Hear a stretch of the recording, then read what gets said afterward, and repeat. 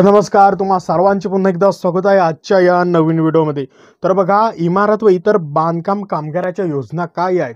महाराष्ट्र शासनाने इमारत व इतर बांधकाम विभाग यांच्या मार्फत जे काम करणारे जे मजूर आहेत त्यांच्यासाठी काही योजना आणल्या आहेत। त्या योजना आपण या व्हिडिओच्या माध्यमातून आता सविस्तर पाहूया। पहिले माहिती पाहून घेऊया सविस्तर। महाराष्ट्र इमारत बांधकाम योजना, महाराष्ट्र राज्य इमारत इतर बांधकाम विभाग योजनाबद्दल सविस्तर माहिती या व्हिडिओच्या माध्यमातून जाणून घेणार आहोत। पात्रता काय, वयाचा पुरावाबाबत आणि काय काय योजना आहेत ते जाणून घेऊया। तत्पूर्वी आपण माहिती जाणून घेऊया। इमारत व इतर बांधकाम कामगार रोजगार नियमन व सेवासरती अधिनियम 1996 व महाराष्ट्र इमारत व इतर बांधकाम कामगार रोजगार नियमन व सेवासरती नियम 2007 मधील तरतुदीनुसार महाराष्ट्र शासनाने दिनांक 1 मे 2011 रोजी महाराष्ट्र इमारत व इतर बांधकाम कामगार कल्याणकारी मंडळ या त्रिपक्षीय मंडळाची स्थापना केलेली आहे। राज्यातील इमारत व इतर बांधकाम आस्थापनाकडून जमिनीची किंमत वगळून बांधकाम खर्चाच्या 1% दराने उपकर वसूल करून महाराष्ट्र इमारत व इतर बांधकाम कामगार कल्याणकारी मंडळाकडे जमा करण्यात येत आहे। जमा झालेल्या उपकर निधी राज्यातील इमारत व बांधकाम कामगाराच्या कल्याणकारी योजनेसाठी वापरण्यात येत असतो। महाराष्ट्रातील प्रत्येक जिल्ह्यांमध्ये कामगार विभागाच्या कार्यालयामध्ये इमारत व इतर बांधकाम कामगाराची नोंदणी करण्यात येते। त्यासाठी खालील पात्रता व कागदपत्रांची आवश्यकता आहे ते आपण पाहणार आहोत। काय आहे पात्रता यासाठी बघा, 18 ते 60 वर्ष वयोगटातील बांधकाम कामगार असणे आवश्यक आहे। त्याच्यानंतर मागील 12 महिन्याचे 90 दिवसापेक्षा जास्त दिवस बांधकाम कामगार म्हणून काम केलेले कामगार प्रमाणपत्र असणे तुमच्याकडे आवश्यक आहे। त्याच्यानंतर नोंदणीसाठी कागदपत्रे काय असणार आहेत ते पाहूया। बघा, वयाबाबतचा पुरावा पाहिजे तुमचा। त्याच्यानंतर मागील वर्षभरात 90 दिवस किंवा 90 पेक्षा अधिक दिवस काम केल्याचे प्रमाणपत्र। त्याच्यानंतर पासपोर्ट आकारातील 3 रंगीत फोटो। त्याच्यानंतर रहिवासी पुरावा पाहिजे। त्याच्यानंतर तुमचे फोटो, ID पुरावा, Aadhaar card, PAN card, driving licence, passport असे। त्याच्यानंतर बँक पासबुकची झेरॉक्स बघा, हे कागदपत्र पाहिजे। त्याच्यानंतर कामगाराने नोंदणी केल्यानंतर नोंदणी जीवित असेपर्यंत त्या कामगारास मंडळाच्या सर्व योजनांचे लाभ घेण्यासाठी तो पात्र ठरतो। पालघर जिल्ह्यातील इमारत व इतर बांधकाम कामगारांचा कामगार उपायुक्त यांचे कार्यालय पालघर MIDC कर्मचारी वसाहत चित्रालय हॉटेल सरोवर समोर बोईसर पश्चिम जिल्हा पालघर या कार्यालयात बांधकाम कामगार नोंदणी करणे व त्यांचा लाभ वाटप करण्यात येते। त्याच्यानंतर बघा, सद्यस्थितीत महाराष्ट्र इतर व इमारत बांधकाम कामगार कल्याणकारी मंडळामार्फत नोंदणी लाभार्थी बांधकाम कामगारास विविध 19 कल्याणकारी योजना राबवण्यात येतात ते आपण पाहणार आहोत।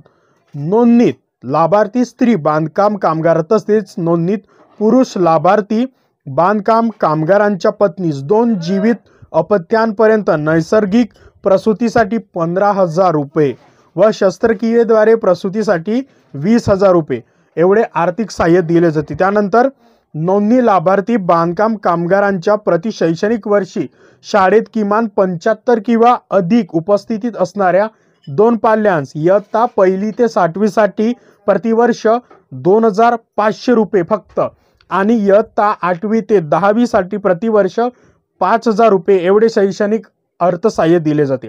त्याच्यानंतर बघा, नोंदीत लाभार्थी कामगारांच्या 2 पाल्यांना 10वी व इयत्ता 12वी मध्ये किमान 50% किंवा त्यापेक्षा अधिक गुण प्राप्त झाल्यास 10,000 रुपये एवढे प्रोत्साहन शैक्षणिक सहाय्य दिले जाते।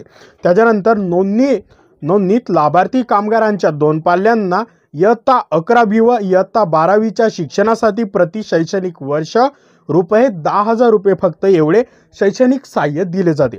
त्याच्यानंतर नोंदीत लाभार्थी कामगारांच्या 2 पाल्यांना अथवा पुरुष कामगाराच्या पत्नीस पदवीच्या प्रथम, द्वितीय व तृतीय वर्षाच्या प्रवेश पुस्तके व शैक्षणिक सामग्रीसाठी प्रतिवर्ष 20,000 रुपये एवढे शैक्षणिक सहाय्य दिले जाते।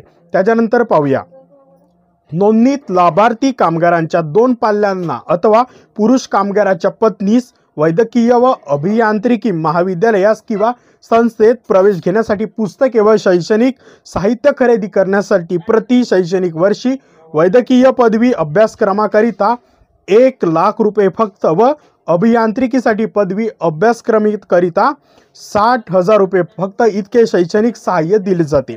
त्याच्यानंतर नोंदित लाभार्थी कामगारांच्या 2 पाल्यांना शासनमान्य पदविकेमध्ये शिक्षण घेत असलेल्या पाल्यास प्रति शैक्षणिक वर्षी 20,000 फक्त आणि पदव्युत्तर पदविकामध्ये शिक्षण घेत असलेल्या प्रति शैक्षणिक वर्षी 25,000 एवढे आर्थिक सहाय्य दिले जाते।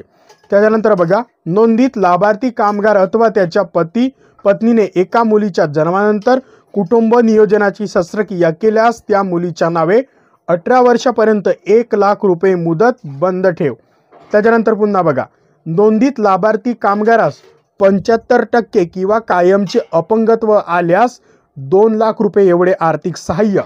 तथापि नोंदित बांधकाम कामगारांचे विमा संरक्षण असल्यास विमा रक्कमेची प्रतिपूर्ती अथवा मंडळामार्फत 2,00,000 आर्थिक सहाय्य यापैकी कोणताही जो एक लाभ राहील तो अनुज्ञेय राहील।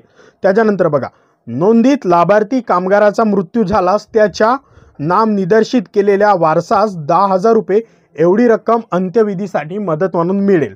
त्याच्यानंतर बघा, नोंदित लाभार्थी कामगाराचा मृत्यू झाल्यास त्याच्या विधवा पत्नी अथवा स्त्री कामगाराचे विधुर पतीस प्रतिवर्षी 24,000 एवढे आर्थिक सहाय्य फक्त 5 वर्षाकरिता दिले जाईल।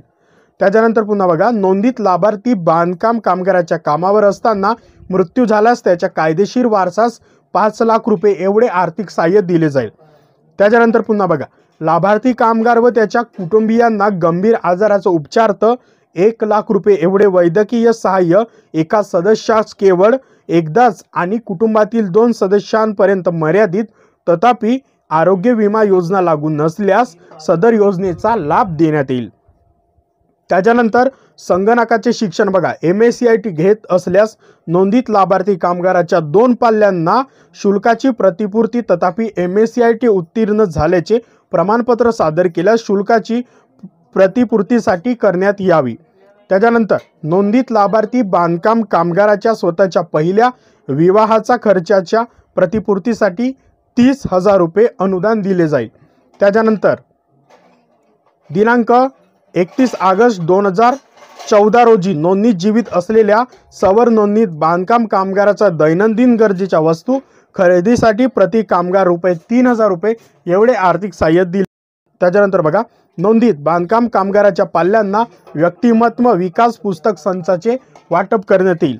त्याच्यानंतर महाराष्ट्र व इतर बांधकाम कामगाराकरिता व्यसनमुक्ती केंद्रापर्यंत उपचारकरिता नोंदित बांधकाम कामगारास रुपये 6,000 इतके अर्थसहाय्य दिले जातील। त्याच्यानंतर महाराष्ट्र इमारत व इतर बांधकाम कामगार कल्याणकारी मंडळातील नोंदित पात्र बांधकाम कामगारांना बांधकामासाठी उपयुक्त आवश्यक असलेली अवजारे खरेदी करण्यासाठी प्रति कुटुंब 5,000 रुपये अर्थसहाय्य दिले जातील। बघा, ही जी आपण संपूर्ण माहिती पाहिली महाराष्ट्र राज्य इमारत इतर बांधकाम विभाग मार्फत ही जी माहिती पाहिली, ही जी माहिती आहे हे इंटरनेटवरील आधारित आहे। या माहितीमध्ये काही बदल राहू शकते। तुम्हाला जर योग्य पुरेपूर माहिती पाहिजे तुम्ही शासनाच्या वेबसाईटवरती जाऊन क्लिक करा आणि तिथे जाऊन संपूर्ण प्रॉपर माहिती तुम्हाला मिळून जाईल। या माहितीमध्ये थोडंफार चेंजेस राहू शकते आणि ज्या योजनेचे जे फॉर्म भरणे जे आहेत ते फॉर्म भरण्याची तारीख वाढू शकते किंवा सुरू असतील फॉर्म तुम्ही एकदा महाराष्ट्र शासनाच्या वेबसाईटवरती जाऊन चेक करा किंवा गावाकडच्या एका CSC सेंटर म्हणजे जिथं नेट कॅप आहे तिथं जाऊन चेक करा। त्यांना विचारा की महाराष्ट्र राज्य इतर बांधकाम विभागाचे जे फॉर्म भरणे आता पण सुरू आहेत का, ते तुम्हाला योग्य माहिती देऊन देतील। तुम्हाला व्हिडिओ आवडला असेल तर व्हिडिओला लाईक करा, चॅनलवरती नवीन असाल तर चॅनलला सबस्क्राईब करा आणि हा व्हिडिओ जास्तीत जास्त आपल्या मित्रांना व तुमच्या ज्यांना गरज वाटते त्यांना हा शेअर करा। या व्हिडिओच्या माध्यमातून महाराष्ट्र राज्य इमारत इतर बांधकाम विभागामार्फत ज्या ज्या योजना मिळतील त्या योजनांची सर्व माहिती आपण या व्हिडिओच्या माध्यमातून सांगितली आहे। पात्रता काय असणार आहे, कागदपत्रे काय लागणार आहेत, पात्रता व निकष, अटी व नियम ह्या संपूर्ण गोष्टी या व्हिडिओमध्ये कव्हर केल्या आहेत। तुम्हाला व्हिडिओ आवडला असेल तर व्हिडिओला लाईक करा, सबस्क्राइब करा आणि शेअर करा। पुन्हा भेटू एका नवीन व्हिडिओमध्ये एका नवीन विषयासह। तोपर्यंत पाहत राहा आपलं यूट्यूब चॅनल। धन्यवाद। तर मित्रांनो, तुम्हाला विनंती आहे की आपल्या महाराष्ट्रातील नवनवीन योजना, शासन GR, शैक्षणिक माहिती व इतरही माहिती मिळवण्यासाठी आपल्या MG मराठी इन्फॉर्मेशन या यूट्यूब चॅनलला सबस्क्राइब करा आणि बेल आयकॉनला प्रेस करा। संपूर्ण व्हिडिओ पाहिल्याबद्दल धन्यवाद।